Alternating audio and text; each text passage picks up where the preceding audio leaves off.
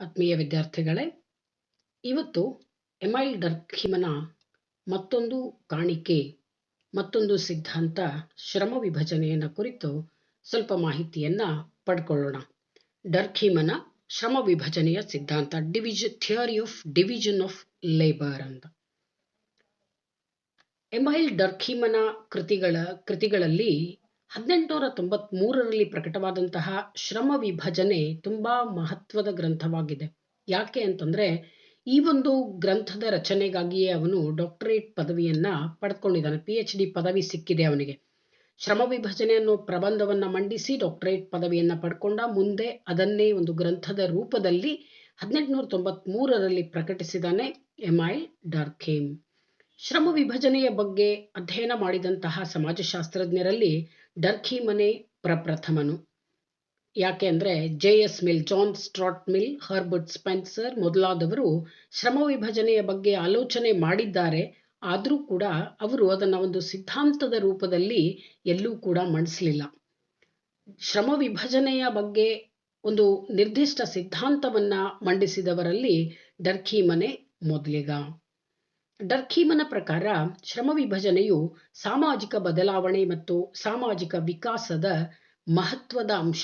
ಅಂದರೆ ಸಮಾಜದಲ್ಲಿ ಬದಲಾವಣೆಗಳು ಉಂಟಾಗಬೇಕು, ಪರಿವರ್ತನೆಗಳಾಗಬೇಕು, ಪಾಸಿಟಿವ್ ಚೇಂಜಸ್, ಧನಾತ್ಮಕ ಬದಲಾವಣೆಗಳಾಗಬೇಕು ಅಂದರೆ ಶ್ರಮ ವಿಭಜನೆ ಮಹತ್ವದ ಅಂಶವಾಗಿ ಕಾರ್ಯ ಮಾಡುತ್ತೆ. ಜೊತೆಗೆ ಸಾಮಾಜಿಕ ವಿಕಾಸದಲ್ಲಿ ಅಂದರೆ ಪ್ರಗತಿಯಾಗಬೇಕು, ಸಮಾಜ ಅಭಿವೃದ್ಧಿ ಆಗಬೇಕು ಅಂದರೆ ಶ್ರಮ ವಿಭಜನೆ ಒಂದು ಇಂಪಾರ್ಟೆಂಟ್ ಫ್ಯಾಕ್ಟರ್ ಆಗಿ, ಮಹತ್ವದ ಅಂಶವಾಗಿ ಕಾರ್ಯನಿರ್ವಹಿಸ್ತದೆ ಅಂತ. ಹೀಗಾಗಿ ಶ್ರಮ ವಿಭಜನೆಯು ಮಾನವ ಸಮಾಜದ ಹುಟ್ಟಿನಿಂದಲೇ ಅಸ್ತಿತ್ವದಲ್ಲಿದೆ. ಈ ಶ್ರಮ ವಿಭಜನೆ ಈಗ ಬಂದದ್ದಲ್ಲ. ಮಾನವ ಸಮಾಜ ಎಂದು ಉಗಮವಾಗಿದೆಯೋ ಅಂದಿನಿಂದಲೇ ಶ್ರಮ ವಿಭಜನೆ ಇದೆ. ಶ್ರಮ ವಿಭಜನೆ ಅಂದರೆ ಕೆಲಸಗಳನ್ನ ಹಂಚಿಕೊಂಡು ಮಾಡುವಂತಹ ವ್ಯವಸ್ಥೆ. ಈ ವ್ಯವಸ್ಥೆ ಮಾನವನ ಉಗಮದಿಂದಲೂ ಕೂಡ ನಮ್ಮ ಸಮಾಜದಲ್ಲಿ ಅಸ್ತಿತ್ವದಲ್ಲಿದೆ. ಸಮಾಜ ಸಂಕೀರ್ಣವಾಗ್ತಾ ನಡೆದಂತೆ ಶ್ರಮ ವಿಭಜನೆಯೂ ಕೂಡ ಸಂಕೀರ್ಣವಾಗಿದೆ. ಅಲ್ಲದೆ ಸಮಾಜ ಸಂಕೀರ್ಣವಾದಂತೆ ಕಾರ್ಯ ನೈಪುಣ್ಯತೆ ಮತ್ತು ಶ್ರಮ ವಿಭಜನೆಗಳ ಅವಶ್ಯಕತೆ ಹೆಚ್ಚಾಯಿತು. ಮೊದಲಿನ ಕಾಲದಲ್ಲಿ, ಪ್ರಾಚೀನ ಕಾಲದಿಂದಲೂ ಶ್ರಮ ವಿಭಜನೆ ಅಸ್ತಿತ್ವದಲ್ಲಿದೆ. ಆದರೆ ಮೊದಲಿನ ಕಾಲದಲ್ಲಿ ಶ್ರಮ ವಿಭಜನೆ ಅಷ್ಟೇನು ಸಂಕೀರ್ಣವಾಗಿಲ್ಲ, ಸರಳವಾಗಿತ್ತು. ಆದರೆ ಕಾಲ ಬದಲಾದ ಹಾಗೆ, ಸಮಾಜ ಸಂಕೀರ್ಣವಾದ ಹಾಗೆ ಶ್ರಮ ವಿಭಜನೆಯೂ ಸಂಕೀರ್ಣವಾಗಿದೆ. ಜೊತೆಗೆ ಕಾರ್ಯ ನೈಪುಣ್ಯತೆಗೆ ಹೆಚ್ಚು ಮಹತ್ವ ಬಂದಿದೆ. ಕಾರ್ಯ ವಿಶೇಷತೆ ಅಂತ ಕರಿತೇವೆ, ಸ್ಪೆಷಲೈಸೇಷನ್ ಆಫ್ ವರ್ಕ್ ಅಂತ. ಎಲ್ರಿಗೂ ಗೊತ್ತಿದೆ, ಇವಾಗ ಪ್ರತಿಯೊಂದು ಕ್ಷೇತ್ರದಲ್ಲೂ ಕೂಡ ವಿಶೇಷ ತಜ್ಞರು ಅಂತ ಇರ್ತಾರೆ, ಸ್ಪೆಷಲಿಸ್ಟ್ಸ್ ಅಂತ ಕರಿತೇವೆ. ಕಾರ್ಯ ವಿಶೇಷತೆ ಅಂದ್ರೆ ಏನು? ಒಂದೇ ಒಂದು ಕ್ಷೇತ್ರದಲ್ಲಿ ಸಾಧನೆಯನ್ನ ಮಾಡಿ ಆ ಕ್ಷೇತ್ರದಲ್ಲಿ ಪರಿಣಿತಿಯನ್ನ ಸಾಧಿಸೋದಕ್ಕೆ ಕಾರ್ಯ ವಿಶೇಷತೆ ಅಥವಾ ಕಾರ್ಯ ನೈಪುಣ್ಯತೆ ಅಂತ ಕರಿತೀವಿ.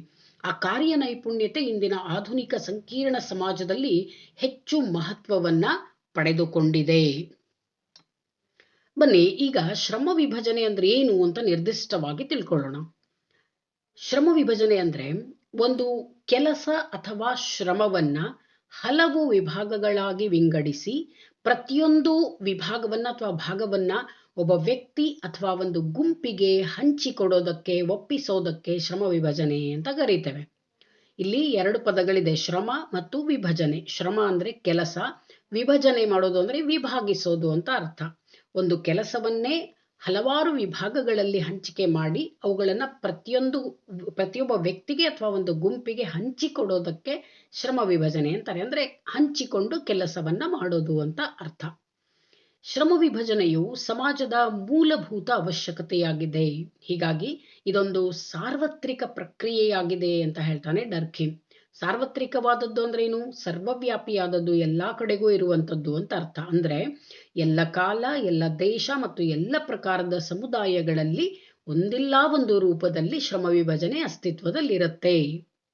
ಸರಳ ರೂಪದಲ್ಲೇ ಇರ್ಬೋದು, ಸಂಕೀರ್ಣ ರೂಪದಲ್ಲೇ ಇರ್ಬೋದು, ಒಟ್ಟಿನಲ್ಲಿ ಎಲ್ಲಾ ಕಡೆಗೂ ಶ್ರಮ ವಿಭಜನೆ ಅಸ್ತಿತ್ವದಲ್ಲಿರುತ್ತೆ.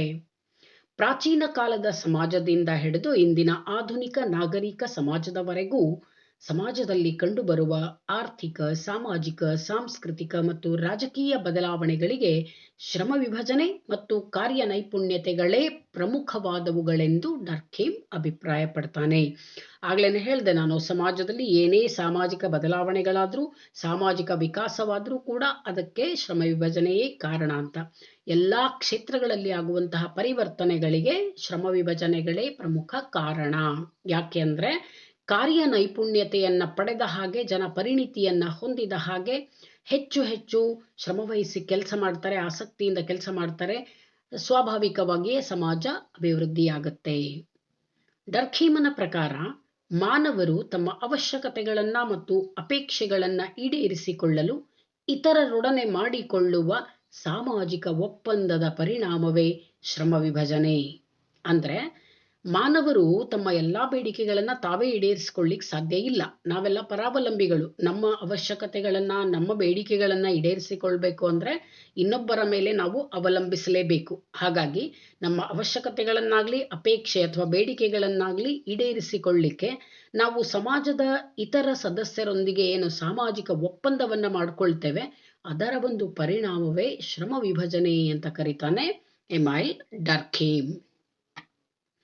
ಇವಾಗ ಶ್ರಮ ವಿಭಜನೆ ಮೊದಲು ಹೇಗಿತ್ತು, ಪ್ರಾಚೀನ ಕಾಲದಲ್ಲಿ ಹೇಗಿತ್ತೋ ಆಧುನಿಕ ಕಾಲದಲ್ಲಿ ಹೇಗಿದೆ, ಏನು ಬದಲಾವಣೆಗಳಾಗಿದೆ ಅಂತ ಅರ್ಥ ಮಾಡ್ಕೊಳ್ಳೋಣ.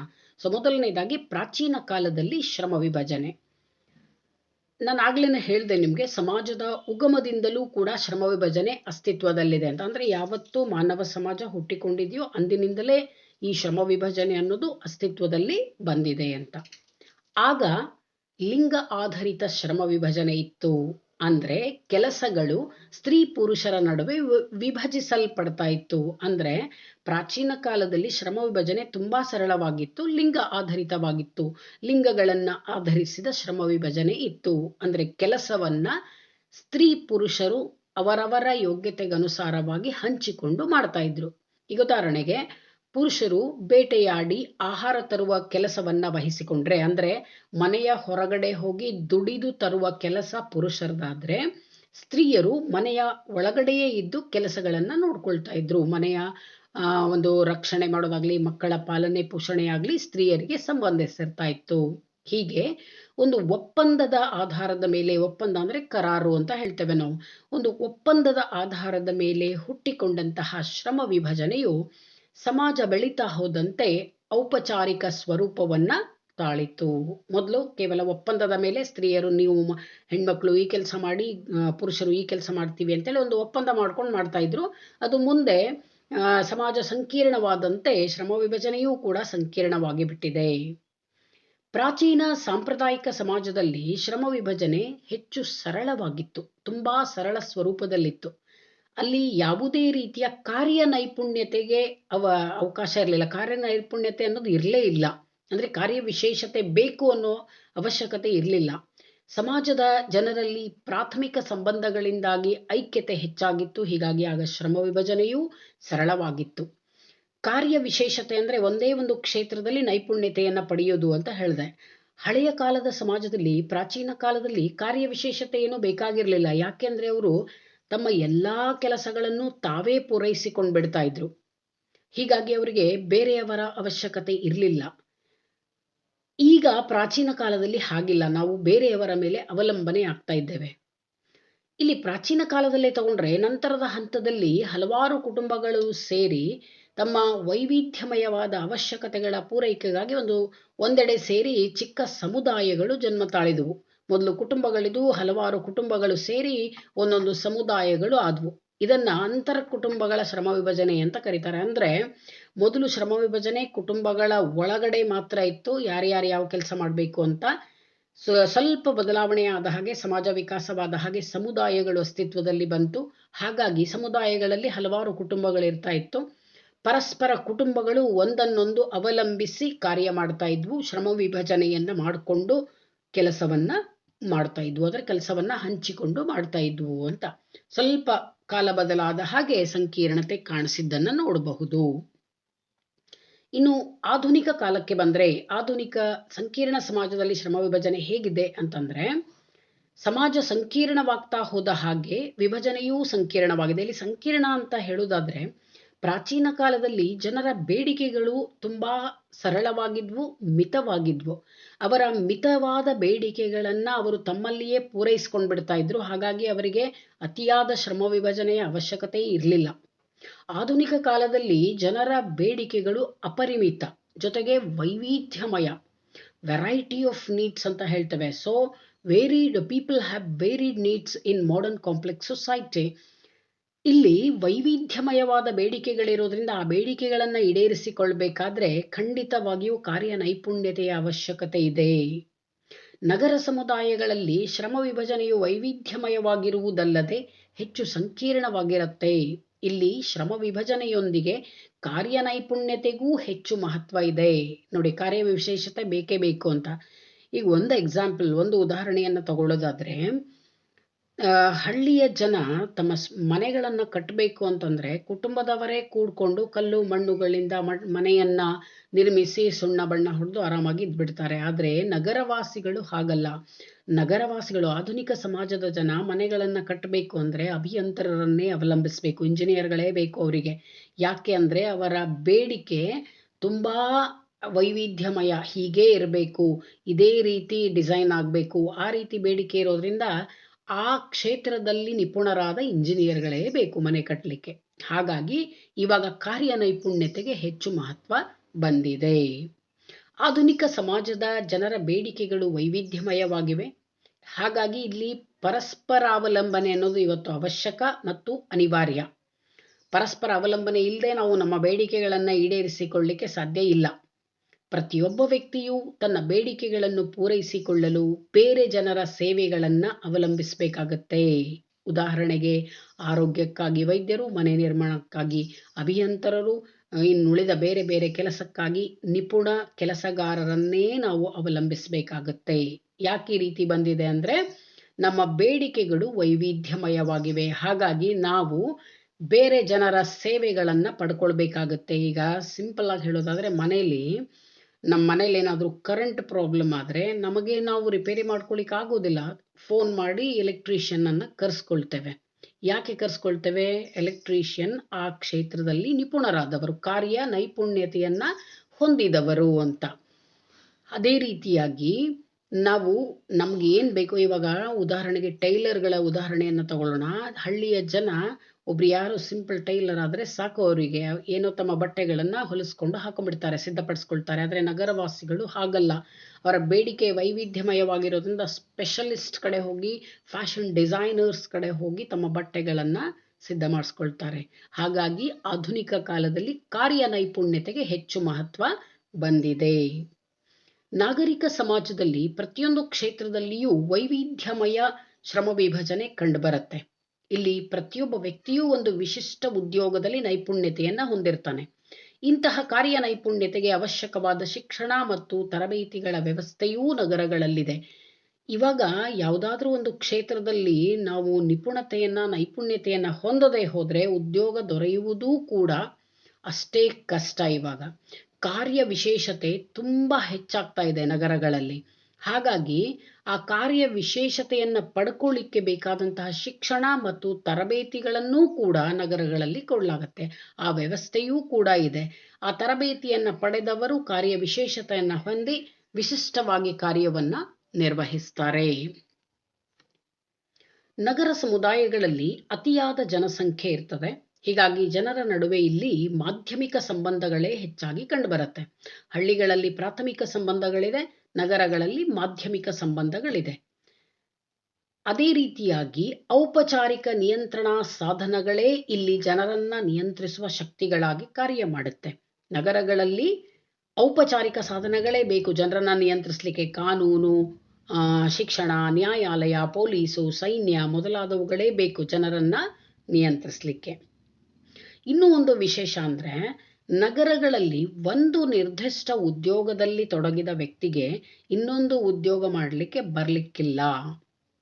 ತಾಂತ್ರಿಕ, ವೈದ್ಯಕೀಯ, ಭದ್ರತಾ ಪಡೆ, ಶಿಕ್ಷಣ, ಬ್ಯಾಂಕು, ಉದ್ದಿಮೆ ಮುಂತಾದ ಕ್ಷೇತ್ರಗಳಲ್ಲಿಯೂ ಕೂಡ ಇವತ್ತು ಕಾರ್ಯ ನೈಪುಣ್ಯತೆಗೆ ಹೆಚ್ಚಿನ ಮಹತ್ವ ಬಂದಿರೋದನ್ನ ನಾವು ಕಾಣ್ತೇವೆ. ಸಾಂಪ್ರದಾಯಿಕ ಪ್ರಾಚೀನ ಸಮಾಜಗಳಲ್ಲಿ ಈ ರೀತಿಯ ಸಂಕೀರ್ಣ ವಿಭಜನೆ ಇರಲಿಲ್ಲ ಅಂತ ಹೇಳಿ.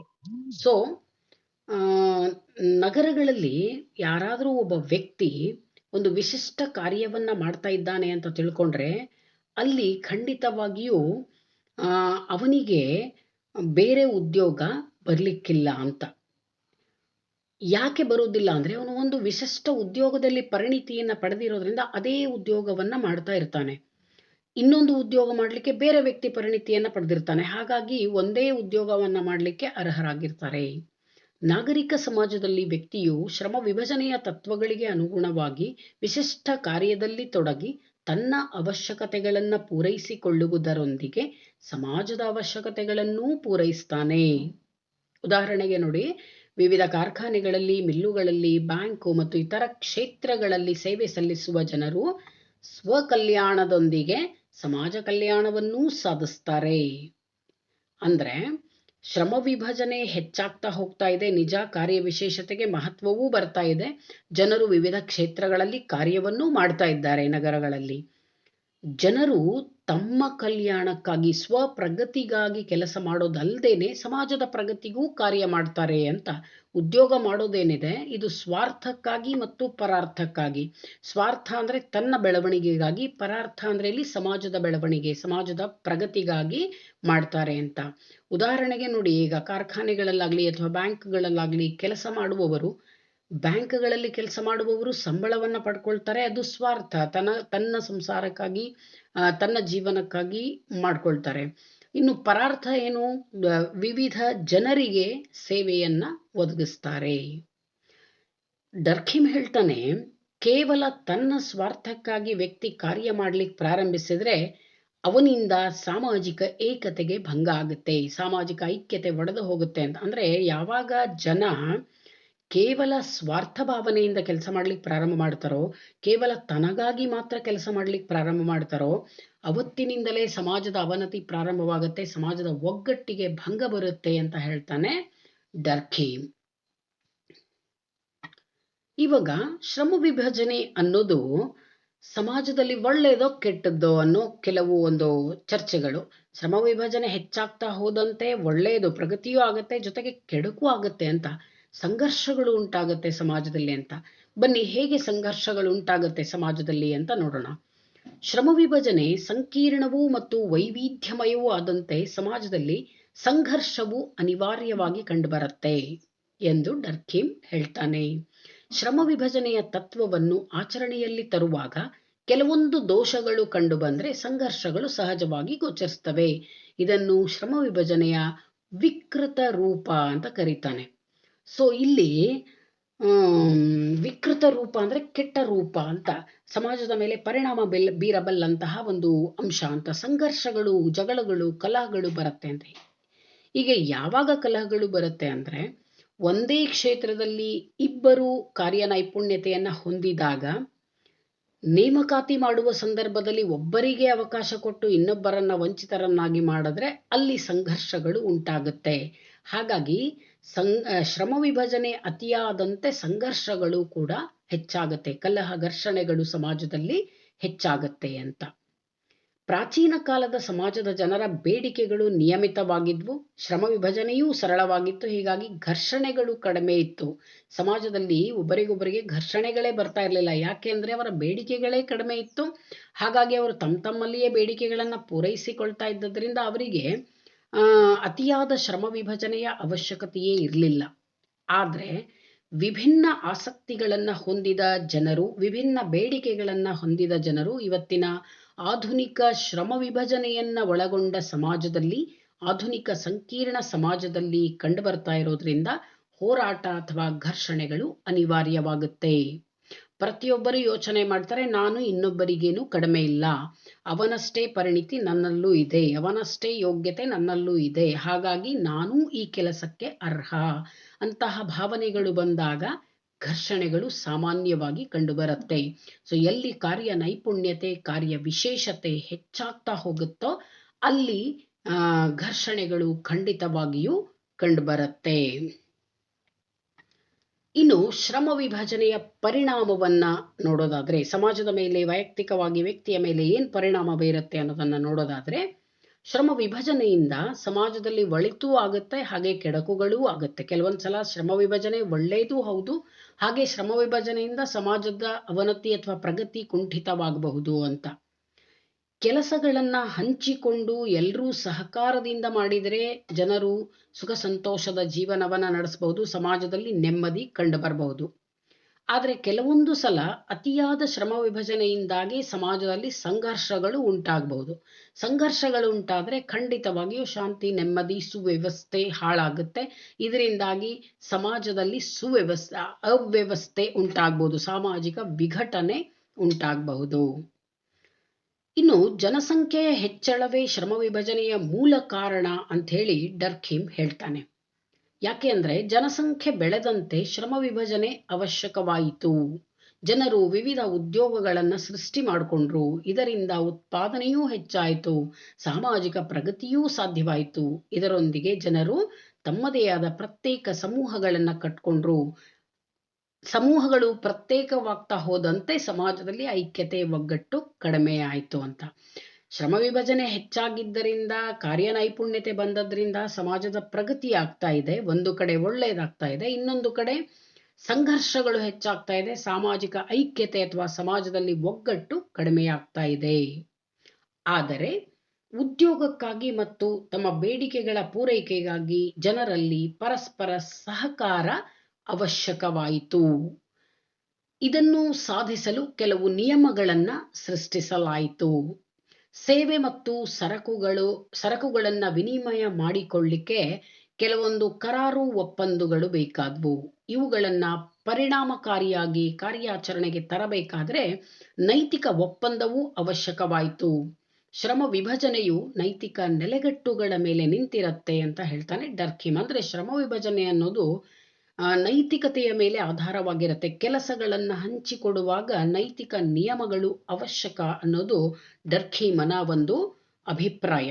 ಹೀಗೆ ಪ್ರಾಚೀನ ಸಮಾಜದಲ್ಲಿ ಅತ್ಯಂತ ಸರಳವಾಗಿದ್ದಂತಹ ಶ್ರಮ ವಿಭಜನೆ ಸಮಾಜ ಬೆಳೀತಾ ಹೋದಂತೆ ಸಂಕೀರ್ಣವಾದಂತೆ ಶ್ರಮ ವಿಭಜನೆಯೂ ಸಂಕೀರ್ಣವಾಯಿತು, ಕಾರ್ಯ ವಿಶೇಷತೆಗೆ ಹೆಚ್ಚು ಮಹತ್ವ ಬಂದಿದೆ. ಇವತ್ತು ಆಧುನಿಕ ಕಾಲದಲ್ಲಿ ಎಷ್ಟೊಂದು ಕಾರ್ಯ ನೈಪುಣ್ಯತೆಗೆ ಮಹತ್ವ ಇದೆ ಅಂತಂದ್ರೆ, ಚಿಕ್ಕ ಪುಟ್ಟ ಕ್ಷೇತ್ರದಲ್ಲಿಯೂ ಪರಿಣಿತಿಯನ್ನ ಹೊಂದಿದಂಥವರನ್ನ ನಾವು ಕಾಣ್ತೇವೆ, ಸ್ಪೆಷಲಿಸ್ಟ್ ಅಂತ ಕರೀತೇವೆ. ಸಾಮಾನ್ಯವಾಗಿ ಸ್ಪೆಷಲಿಸ್ಟ್ ಅನ್ನೋ ಪದವನ್ನ ನೀವು ವೈದ್ಯಕೀಯ ಕ್ಷೇತ್ರದಲ್ಲಿ ಕೇಳಿರ್ತೀರಿ ಅನ್ಕೊಳ್ತಾನೆ. ಸ್ಪೆಷಲಿಸ್ಟ್ ಅಂದ್ರೆ ಸ್ಪೆಷಲಿಸ್ಟ್ ಡಾಕ್ಟರ್ಸ್ ಬಗ್ಗೆ ಕೇಳಿರ್ತೀರಾ ನೀವು.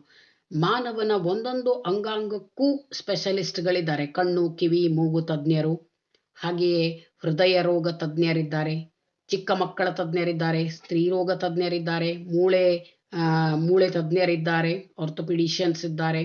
ಹೀಗೆ ಪ್ರತಿಯೊಂದು ಮಾನವನ ಅಂಗಾಂಗಕ್ಕೂ ವಿಶೇಷ ತಜ್ಞರಿದ್ದಾರೆ. ಇನ್ನೂ ವಿಶೇಷ ಅಂದರೆ ಎಷ್ಟು ಕಾರ್ಯ ನೈಪುಣ್ಯತೆ ಬೆಳೀತಾ ಇದೆ ಆಧುನಿಕ ಕಾಲದಲ್ಲಿ ಅಂದರೆ, ಮಾನವನ ದೇಹದ ಎಡಭಾಗದ ಅಂಗಾಂಗಗಳ ಸ್ಪೆಷಲಿಸ್ಟ್ ಬೇರೆ ಇದ್ದಾರೆ, ಬಲಭಾಗದ ಅಂಗಾಂಗಗಳ ಸ್ಪೆಷಲಿಸ್ಟ್ ಬೇರೆ ಇದ್ದಾರೆ. ಅಂದರೆ ಎಷ್ಟು ವಿಶೇಷತೆ ಅಂತ. ಯಾಕೆ ಇಷ್ಟೊಂದು ವಿಶೇಷತೆ ಬಂತು ಅಂದರೆ, ಜನರ ಬೇಡಿಕೆಗಳು ಹೆಚ್ಚಾಗಿದೆ, ಆಸಕ್ತಿಗಳು ಹೆಚ್ಚಾಗಿದೆ, ಅಭಿರುಚಿಗಳು ವೈವಿಧ್ಯಮಯವಾಗಿದೆ. ಈ ಉದಾಹರಣೆಗೆ ನೋಡಿ, ನಾವೇ ಕೂಡ ಒಂದು ಚಿಕ್ಕ ಪುಟ್ಟ ರೋಗ ಬಂದರೂ ಕೂಡ MBBS ಡಾಕ್ಟರ್ ಹತ್ರ ಯಾರೂ ಹೋಗೋದಿಲ್ಲ. ಇವತ್ತು ಸ್ಪೆಷಲಿಸ್ಟ್ಗಳನ್ನು ಹುಡ್ಕೊಂಡು ಹೋಗ್ತೀವಿ. ನಮಗೇನು ಪ್ರಾಬ್ಲಮ್ ಆಗಿದೆ, ಆ ರೋಗದ ವೈದ್ಯರು ಯಾರು ಅಂತ ಹುಡ್ಕೊಂಡು ಹೋಗ್ತೀವಿ. ಅವರ ಹತ್ರ ಬೇಕಾದಷ್ಟು ಕ್ಯೂ ಇರಲಿ, ಬೇಕಾದಷ್ಟು ಅವರ ಫೀಸ್ ಇರಲಿ, 2-3 ದಿವಸ ಬಿಟ್ಟು ಅಪಾಯಿಂಟ್ಮೆಂಟ್ ಸಿಗೋದಾದರೂ ಕೂಡ ಅವರನ್ನೇ ಹುಡ್ಕೊಂಡು ಹೋಗ್ತೀವಿ. ಇದು ನಮ್ಮ ಒಂದು ಅಪೇಕ್ಷೆ ಹೆಚ್ಚಾಗಿರೋದು. ಹೀಗಾಗಿ ಅವರು ಸ್ಪೆಷಲಿಸ್ಟ್ಗಳು ಇನ್ನಷ್ಟು ಹುಟ್ಕೊಳ್ತಾ ಇದ್ದಾರೆ. ಹೀಗೆ ಪ್ರತಿಯೊಂದು ಕ್ಷೇತ್ರದಲ್ಲೂ, ಬರುವ ವೈದ್ಯಕೀಯ ಕ್ಷೇತ್ರ ಮಾತ್ರ ಅಲ್ಲ, ಶಿಕ್ಷಣ ಕ್ಷೇತ್ರ ತಗೊಳ್ಳಿ, ಇಂಜಿನಿಯರಿಂಗ್ ಕ್ಷೇತ್ರದಲ್ಲಿ ಆಗಲಿ ಅಥವಾ ಬೇರೆ ಯಾವುದೇ ಕ್ಷೇತ್ರದಲ್ಲಾಗಲಿ ಹಲವಾರು ವಿಶೇಷ ತಜ್ಞರು ಇವತ್ತು ಹುಟ್ಕೊಳ್ತಾ ಇದ್ದಾರೆ. ವಿಶೇಷ ತಜ್ಞರು, ವಿಶೇಷತೆ ಹೆಚ್ಚಾಗಲಿಕ್ಕೆ ಕಾರಣ ಅಂದರೆ ಮಾನವರ ಬೇಡಿಕೆಗಳು ಹೆಚ್ಚಾಗಿರೋದು. ಇದು ಪ್ರಾಚೀನ ಕಾಲದಲ್ಲಿ ಇರಲಿಲ್ಲ. ಪ್ರಾಚೀನ ಕಾಲದಲ್ಲಿ ಜನರ ಬೇಡಿಕೆಗಳು ತುಂಬಾ ಸರಳವಾಗಿತ್ತು, ಮಿತವಾಗಿದ್ವು, ಕಡಿಮೆ ಇದ್ವು. ಹಾಗಾಗಿ ಆವಾಗ ಕಾರ್ಯ ವಿಶೇಷತೆ ಏನೂ ಇರಲಿಲ್ಲ. ಸಮಾಜ ಸಂಕೀರ್ಣವಾದಂತೆ, ಜನರ ಬೇಡಿಕೆಗಳು ಹೆಚ್ಚಾದಂತೆ, ಜನರ ಬೇಡಿಕೆಗಳು ವೈವಿಧ್ಯಮಯವಾದಂತೆ ಶ್ರಮ ವಿಭಜನೆಯೂ ಕೂಡ ಸಂಕೀರ್ಣವಾಗಿದೆ, ಕಾರ್ಯನೈಪುಣ್ಯತೆಯೂ ಕೂಡ ಹೆಚ್ಚಾಗಿದೆ. ಆದರೆ ಶ್ರಮ ವಿಭಜನೆ ಅನ್ನೋದು ನೈತಿಕ ನೆಲೆಗಟ್ಟುಗಳ ಮೇಲೆಯೇ ನಿಂತಿರ್ತದೆ ಅಂತ ಹೇಳ್ತಾನೆ ಡರ್ಕೀಮ್. ಹೀಗೆ ಡರ್ಕೀಮನ ಶ್ರಮ ವಿಭಜನೆ ಸಿದ್ಧಾಂತವು ಸಮಾಜಶಾಸ್ತ್ರಕ್ಕೆ ಮತ್ತು ಸಾಮಾಜಿಕ ಚಿಂತನೆಯ ಕ್ಷೇತ್ರಕ್ಕೆ ಒಂದು ಮಹತ್ತರ ಕೊಡುಗೆ ಅಥವಾ ಕಾಣಿಕೆ ಅಂತ ಹೇಳಿ ನಾವು ಹೇಳ್ಬಹುದು. ವಿದ್ಯಾರ್ಥಿಗಳೇ, ಇನ್ನಷ್ಟು ಸಮಾಜಶಾಸ್ತ್ರದ ವಿಡಿಯೋಗಳನ್ನು ವೀಕ್ಷಿಸಲಿಕ್ಕಾಗಿ ನನ್ನ ಯೂಟ್ಯೂಬ್ ಚಾನಲ್ ಸೋಷಿಯಲ್ ವೇವ್ಸ್ ಅನ್ನು ಫಾಲೋ ಮಾಡಿ, ಸಬ್ಸ್ಕ್ರೈಬ್ ಮಾಡಿ. Thank you.